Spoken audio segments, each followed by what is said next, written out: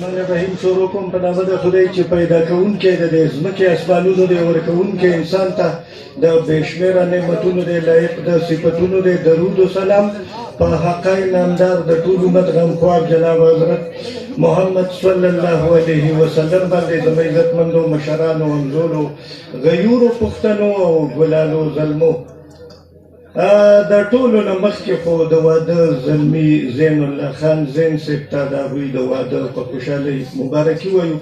بیا دا خاوره بلها مینهناکه خاوره ده. دې کلي ته که مونږ د اسرار صاحب ځای ته یا د نورو ملګرو ځای ته راغلي یو، دلته ډېرې تاریخي مشاعرې شوي دي. دلته بلها د فکر خاوندان دي، مونږ له درناوی راکړی.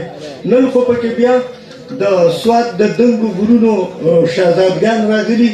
مونږ وایي زه دوی به واورو، مونږ که کله نور کله هم سوات ته د حاجي طالمن تنها صاحب ځای ته، د جاوید اختر ځای ته، د حنیف قیس ملګري خواله یا د شمس الاقبال شمس صاحب ځای ته تللي یو.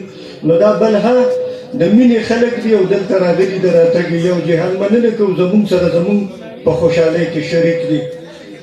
پیس صاحب یو څو شعرونه دي او زین صاحب ته دی ډالۍ. رڼا د علم چې خوره شي داسې کار پکار دی. رڼا د علم چې خوره شي داسې کار پکار دی، او تعلیم هنر مونږ له پکار دی، څه روزګار پکار دی. رڼا د علم چې خوره شي داسې کار پکار دی، تعلیم هنر مونږ له پکار دی، څه روزګار پکار دی. او د اتفاق کاروان چې جوړ کی موهار لاس کې واخلي، د اتفاق کاروان چې جوړ کی موهار لاس کې واخلي، داسې صحیح مشر پکار دیانتدار پکار دی. حجره جمعه ته بادول غواړي د مینې په زور، حجره جمعه ته بادول غواړي د مینې په زور، عزت او قدر احترام د مور او پلار پکار دی. حجره جمعه ته بادول غواړي د مینې په زور، عزت او قدر احترام د مور او پلار پکار دی. لاره کوڅه جوړول غواړي او کالج سکولونه، لاره کوڅه جوړول غواړي او کالج سکولونه، غر کې نختر کرم چینو لمې چینار پکار دی. لاره کوڅه جوړول غواړي او کالج سکولونه، غر کې نختر کرم چینو لمې چینار پکار دی.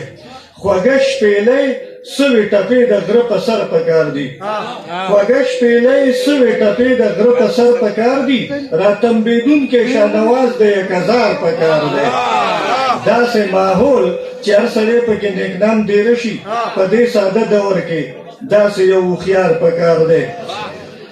ډېر مخونه او ګلونه په یو رنګ دي، بوراګان ځکه د ځان سره